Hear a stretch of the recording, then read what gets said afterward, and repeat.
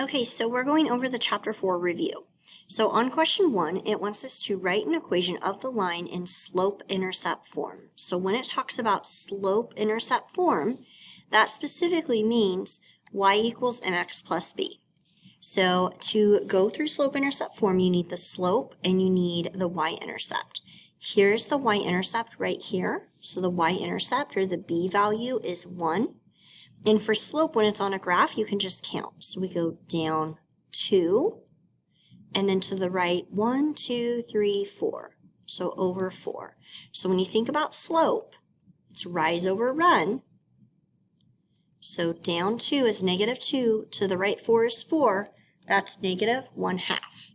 So our equation is y equals -1/2 x plus 1, because you plug in your m is your slope and your b is your y-intercept. Okay.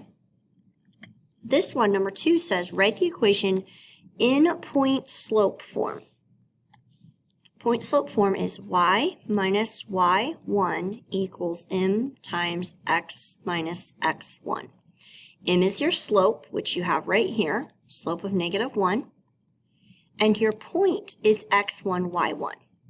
So it's y minus y1 is 7. It's right here. This is y1. So y minus 7 equals your m, your slope is -1.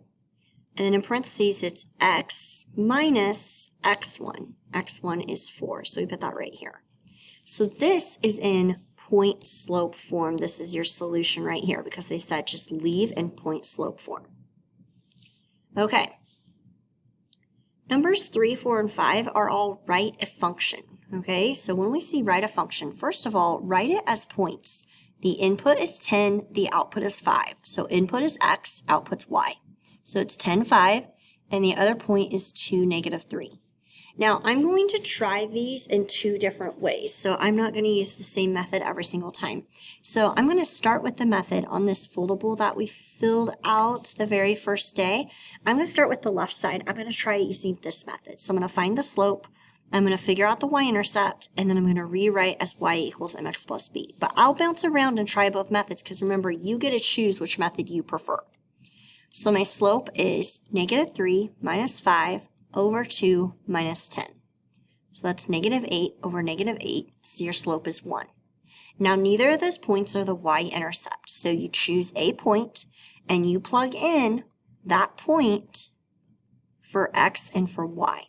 So I'm going to use this point, 10, 5.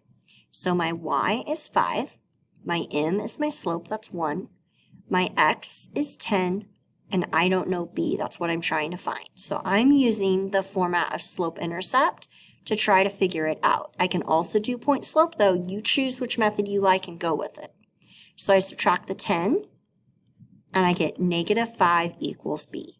So normally you'd write y equals mx plus b, but since it wants a function, I'm going to put f of x equals. My m is 1, so right here, I didn't write the 1. You could write 1x, but it's really just x.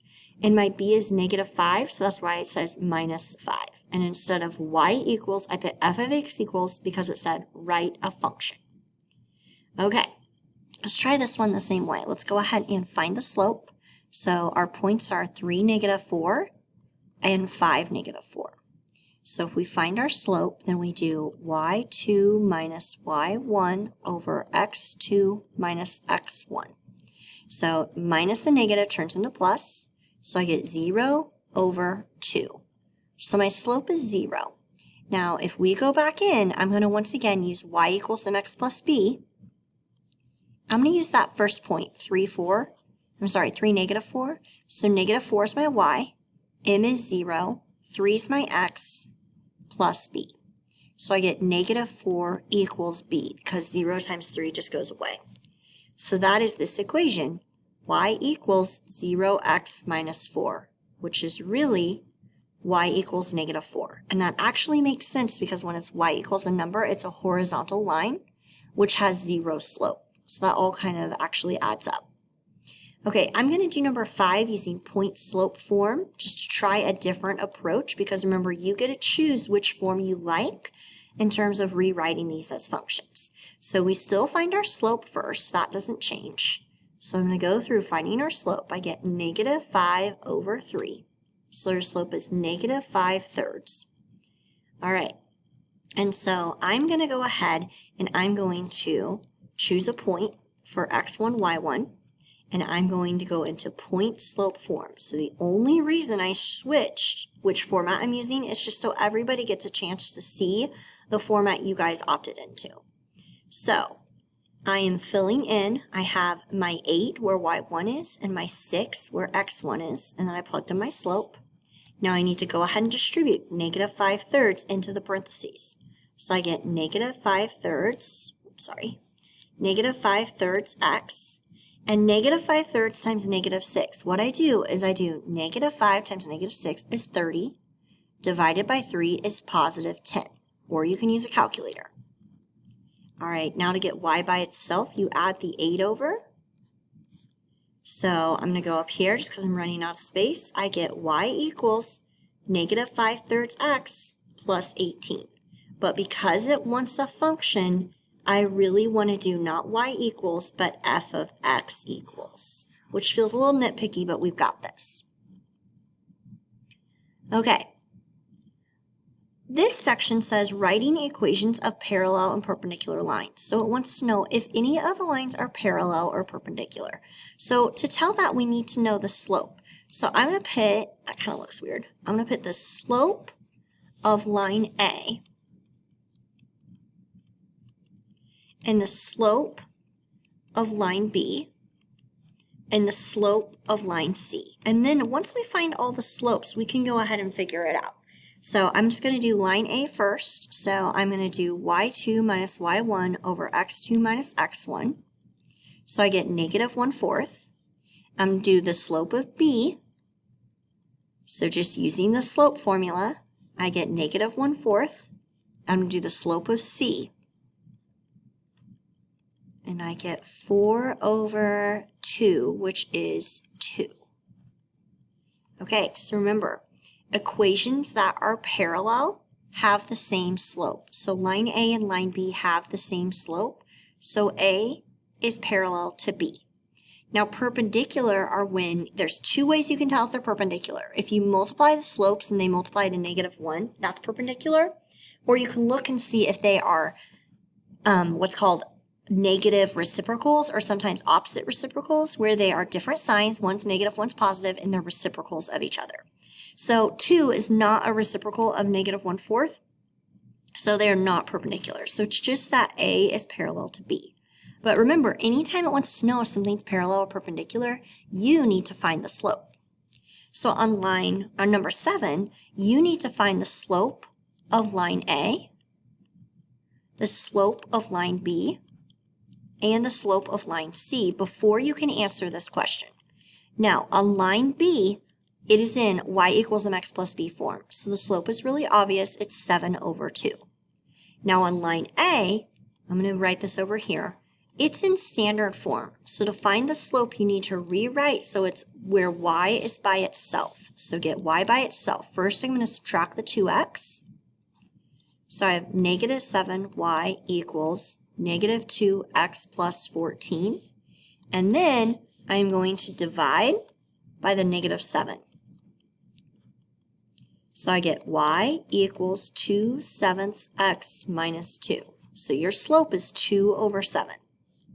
Okay, we need to do the same thing to line C before we can go ahead and answer it. So line C is 2x plus 7y equals negative 21. You need to rearrange it to find the slope before we can answer this question. So to rearrange it, get y by itself. So subtract the 2x. I get 7y equals negative 2x minus 21. Now I'm going to divide by 7 all the way across. So I get y equals negative 2/7 x minus 3. So the slope is negative 2/7. All right, so remember, the slope has to be the same for them to be parallel. Between these slopes, 2/7, 7 over 2, and negative 2/7, none of the slopes are exactly the same. So, I'm just verifying my work real quick. Yeah, so since they're not the same, we don't have anything that's parallel.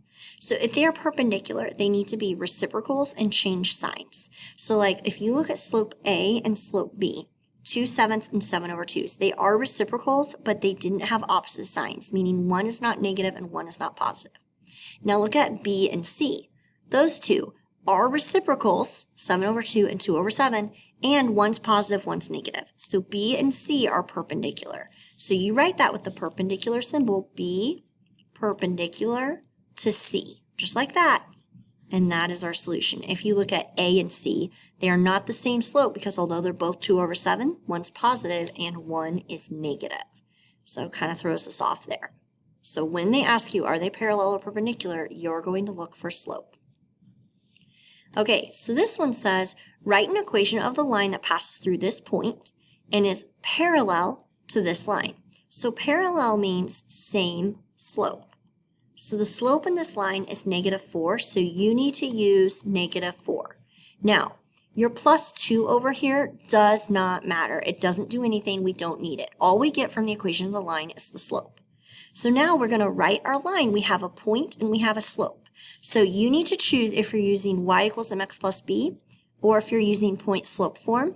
I'm going to do one of each. I'm going to do number 8 with y equals mx plus b and number 9 with point slope, just so you can see them. But remember, you chose a method, you stick with it. So if I do, starting with y equals mx plus b, I have my slope, I have my y is 5, my slope is -4, my x is 1, and I need to find b. So if I do -4 times 1, it's -4. Trying to get b by itself, I add the 4 to the other side. I get 9 equals b. So y equals, m is -4, x, and then b is 9, so +9. That equation is parallel to the equation they gave us and goes through the point 15. All right, let's look at number 9. Number 9 wants to know perpendicular. So when it says perpendicular, here's your slope. Your slope is -2. So your perpendicular slope, you change the sign and use the reciprocal. So it becomes positive, and the reciprocal is 1/2. That's the slope you need to use. Now that you have that slope, you do not use any of this equation anymore. You have your slope, and that's all you needed. So remember, I said that I would try this one using point slope form, just to show you a different strategy. So if I do that, my point is x1, y1, and my slope is 1/2.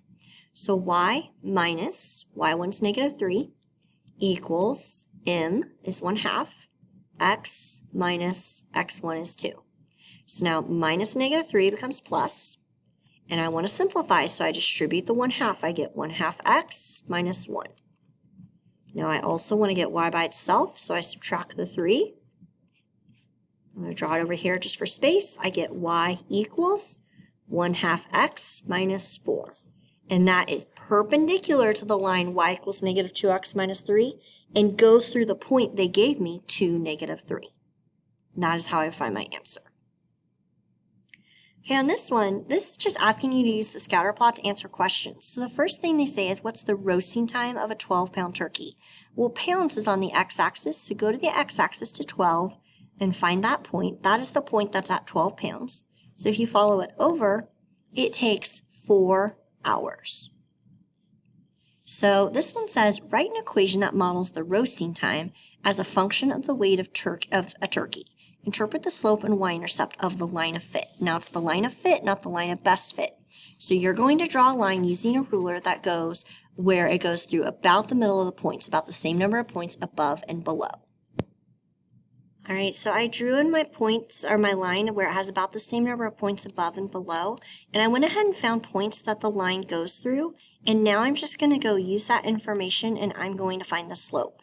Now, because it is a line of best fit, a line of fit, not best fit, your points could be slightly different from a neighbor's, which means your equation could be slightly different. Due to time on this video, I'm going to stop and find the things, and then I will re-show the video with the solution. Okay, so pause the video and take a look, but basically I used my 2 points to write my equation of the line, which is 0.15x plus 2.2. That will vary, though, between where you draw your line versus where I drew my line. It is not a perfect solution. It is a line of fit, not a line of best fit.